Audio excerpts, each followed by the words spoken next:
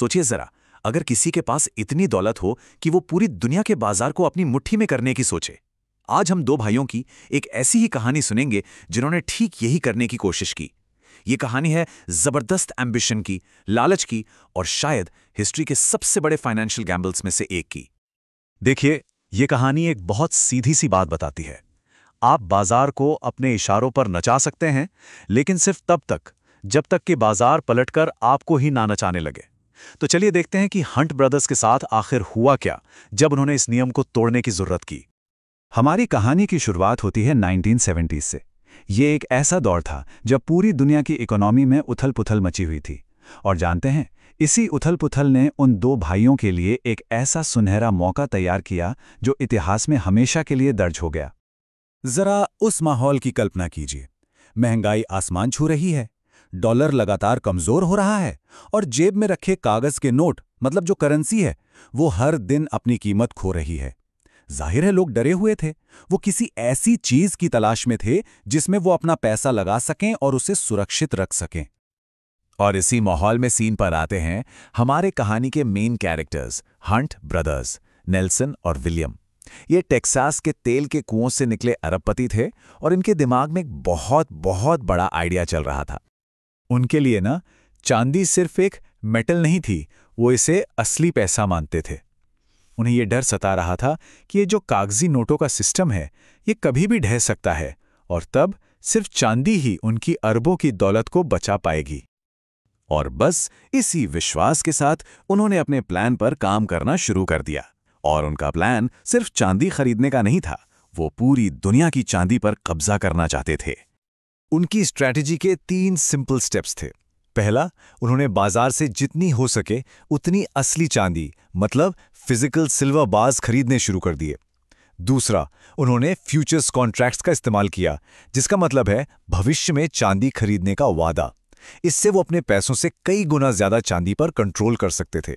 और तीसरा, जो सबसे खतरनाक था, उन्होंने उन कॉन्ट्रैक्ट्स के बदले असली चांदी की डिलीवरी मांगनी शुरू कर दी।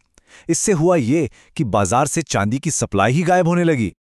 तो ये सारा खेल शुरू होने से पहले चांदी की कीमत थी सिर्फ $6 प्रति ऑन्स। बाजार एकदम शांत था। लेकिन फिर हंट ब्रदर्स ने अपना खेल दिखाना शुरू किया। कुछ ही महीनों के अंदर कीमत 3 गुना से भी ज्यादा बढ़कर $20 प्रति ऑन्स पर पहुंच गई। और फिर आया वो दिन जब पागलपन अपने चरम पर था। $50 प्रति ऑन्स। हंट ब्रदर्स को लगा बस वो जीत गए हैं। उन्होंने बाजार को अपनी उंगलियों पर नचा दिया है। इसका असर पूरी दुनिया में देखने को मिला। फोटोग्राफी और इलेक्ट्रॉनिक्स जैसी इंडस्ट्रीज जहां चांदी का इस्तेमाल होता है, वो ठप पड़ने लगीं। आम लोग अपने पुराने चांदी के सिक्के और गहने बेचने के लिए बाजारों की तरफ दौड़ पड़े। हर तरफ पूरी तरह से अफरा तफरी का माहौल था। लेकिन आप बाजार को बहुत देर तक बंधक बनाकर नहीं रख सकते।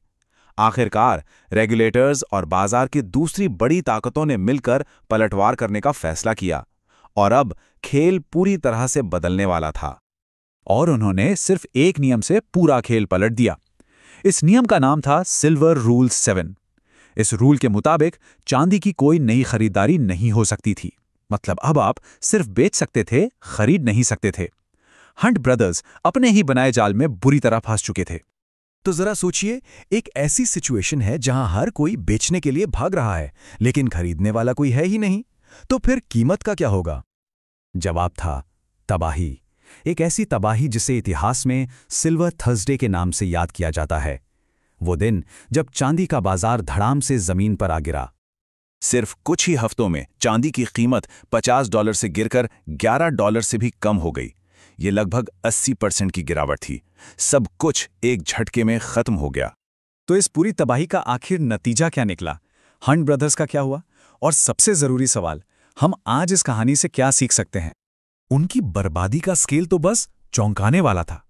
एक वक्त था जब वो 200 मिलियन ऑन्स चांदी को कंट्रोल करते थे और अंत में वो दिवालिया हो गए, उन पर भारी भरकम जुर्माना लगा और उन्होंने अपना सब कुछ खो दिया।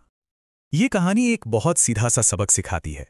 हंट ब्रदर्स ने सोचा कि वो बाजार से भी ज्यादा बड़े और ताकतवर हैं, लेकिन हकीकत यह है कि बाजार हमेशा जीतता है। कोई भी अकेला इंसान या ग्रुप उससे बड़ा नहीं हो सकता। और ये मत सोचिएगा कि ये सिर्फ कोई पुरानी दबी हुई कहानी है। इसकी गूंज हमें आज भी सुनाई देती है। गेम स्टॉप और मीम स्टॉक्स का जो पागलपन हमने देखा वो याद है? ये वही लड़ाई तो है, छोटे निवेशक बनाम बड़ी बड़ी संस्थाएं। तो ये कहानी हमें एक बड़े सवाल के साथ छोड़ जाती है, लालच बनाम बाजार के नियम, यानी ग्रेविटी। अगली बार जब ये लड़ाई होगी तो कौन जीतेगा? क्योंकि एक बात तो पक्की है, ये लड़ाई फिर से लड़ी जाएगी।